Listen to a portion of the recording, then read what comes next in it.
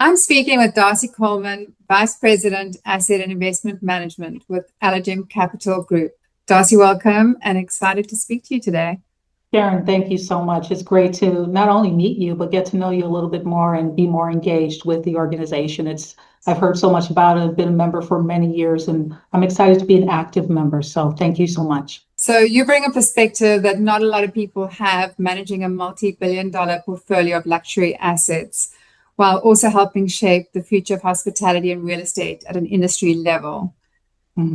So to talk about the experiential economy, LA is entering a defining moment right now. How do you see hospitality, real estate, sports, and culture converging right now? And what does that mean for how assets need to be positioned? Collectively, they shape how visitors experience Los Angeles. When we think about it, they influence tourism, where people stay, how long they stay, if they return, and how much they spend.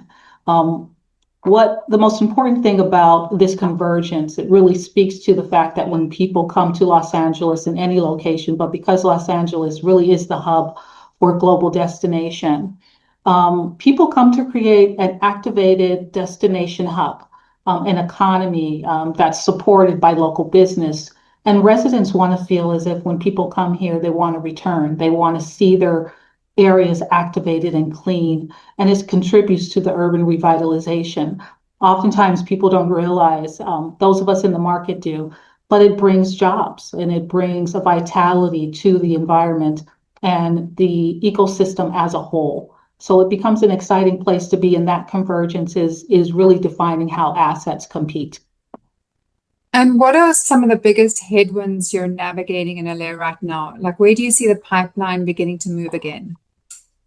Well, as far as the pipeline to remove again, it's really going to be a combination of us in this sector engaging with the public sector, the private sector and the public sector really coming together.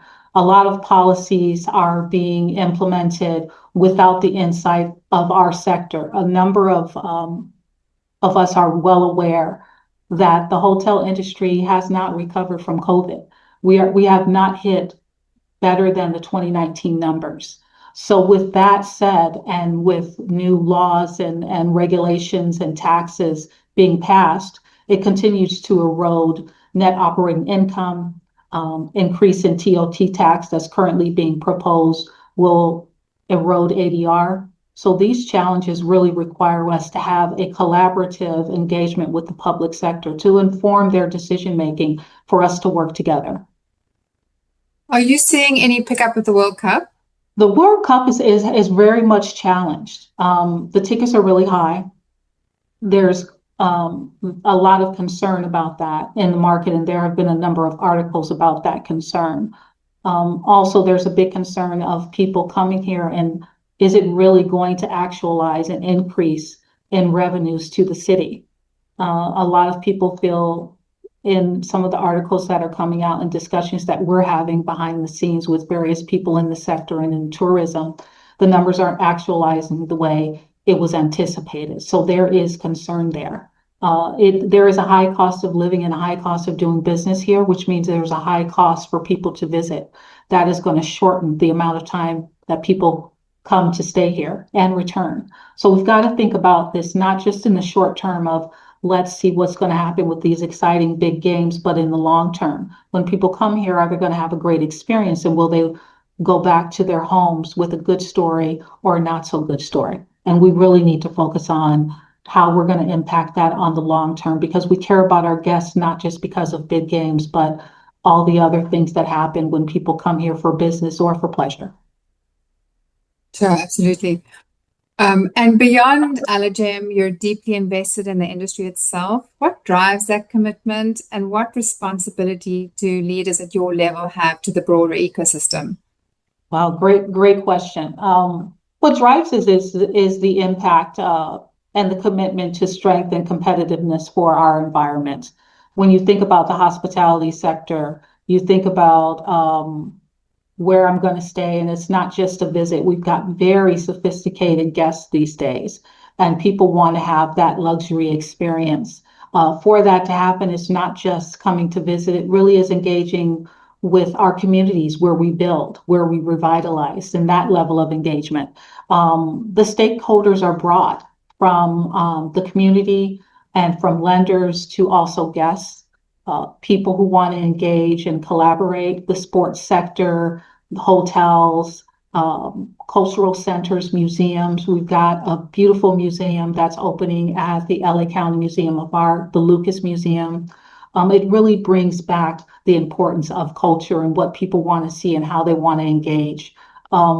The best way to have that level of impact is to have a level of service to board memberships, to organizations that work on housing and work on homelessness, because we don't want to band-aid that issue. The people who are experiencing it, we have to look at them as, they may have been someone we grew up with. There may be someone who had a difficult time during COVID.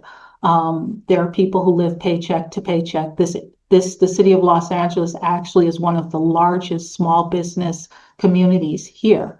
And a lot of people don't realize that. It is a very focused big business corporate industry, but there's also a lot of small businesses. There are a lot of people in the entertainment sector who work gig to gig.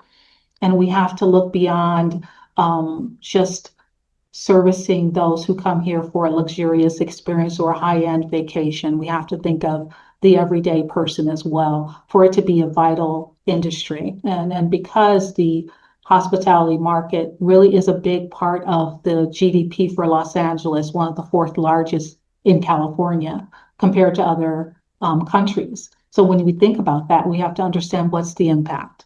And that impact is more than just having the high NOI or high revenue. It's really contributing to the communities around us. And this feels like a good opportunity to talk about your work with ULI and founding the Hospitality and Entertainment Development Council and co-chairing the Homeless Initiative Council. How do you bring that community lens into your work in hospitality and real estate? I know you've told us a little bit why you think the industry should care. Because if we are to engage and if we are to be leaders and we are to bring the next younger emerging leaders along, the lens can't be just focused on hospitality. As I previously stated, who we are and what we do is, yes, we want to generate revenue. And one of the reasons that is so important to generate revenue is to generate enough profit and manage expenses in a way that we can continue to give people raises, that we can continue to reinvest. Currently, the cost of capital is a challenge, but that's a simple, response, right? The cost of capital is high. The cost of fixed expenses are high. The challenge that we're having in Los Angeles, that there is a layer of costs, of regulations, of fees, of taxes. And when you layer all that and the fact that it has escalated over the years, it makes it harder to invest in Los Angeles. Unfortunately, many of us know that the capital market sectors have redlined Los Angeles. And the question is, how can we change that and turn that around? The only way to change that and turn that around is really to try to find a way to engage, to recommend policies that can help continued investment, that can help businesses stay here, that can help residents stay here and feel that they can have what we all hear about so much, the American dream. And if the American dream is continuing to erode and the cost of living is limiting people's ability to save and to go on vacation, to the experience of luxury is not what it used to be. Luxury just isn't an elite class. There are people who save for luxury. We also know that social media is very impactful to that. We know that people take pictures and share their experiences. And because that, we have to make sure that the overall experience is there. We can't put a Band-Aid on homelessness. We really have to help prevent it. We can treat it, but we also have to prevent it. There's a housing issue. We can't just treat it. We also have to prevent issues with housing so that it's more affordable, so that people have a large variety of getting things to market. And how do we scale things to market? We have to make it easier to build safely, but also build quickly, because we know the longer it takes to build, time is money. So we've got to do that in a holistic approach. And my engagement on the boards of ULI Los Angeles Urban Land Institute, for those who don't know of it, is to engage and to discuss with other leaders in real estate in various sectors, from office to housing to homelessness and hospitality. How can we work together to help the built environment. And to close on a travel and personal experience note, how much does personal travel shape the way you think about hospitality investment? And what experiences have genuinely shifted your perspective? Well, so I'd say that my background in not only the transactional side of things, but also the property management side of things.